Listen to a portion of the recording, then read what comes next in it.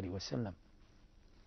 روى المؤرخون أيضا قالوا: ما بلغ أحد من الشرف بعد رسول الله صلى الله عليه وآله وسلم ما بلغ الحسن بن علي عليهما السلام. قال الراوي: ولقد رأيته في طريق مكة نزل عن راحلته فمشى تعظيما للبيت الحرام، فما من خلق الله أحد إلا نزل ومشى، هيبة وإجلالا للإمام الحسن عليه السلام.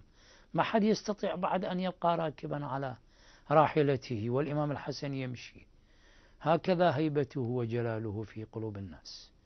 فما من خلق الله أحد إلا نزل ومشى، حتى رأيت سعد بن أبي وقاص قد نزل ومشى إلى جنبه. هذا العنوان الكبير بين صحابة رسول الله صلى الله عليه وآله وسلم.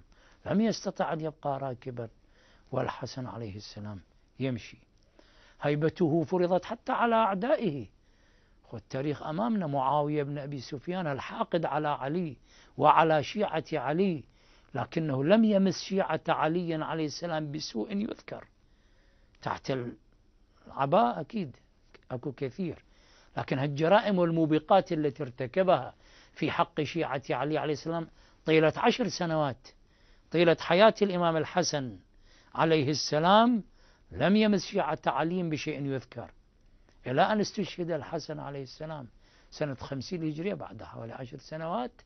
حينئذ أعلن عداوته وبغضه وارتكب جرائمه المعروفة وتتبعه لشيعة علي عليه السلام إلى أن استشهد الإمام الحسن.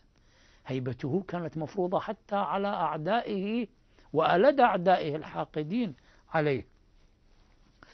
نسأل الله تعالى أن يرزقنا وإياكم زيارة الإمام الحسن عليه السلام في الدنيا وشفاعته في الآخرة، والحمد لله رب العالمين، وصلى الله على سيدنا بالقاسم محمد وعلى آله الطاهرين.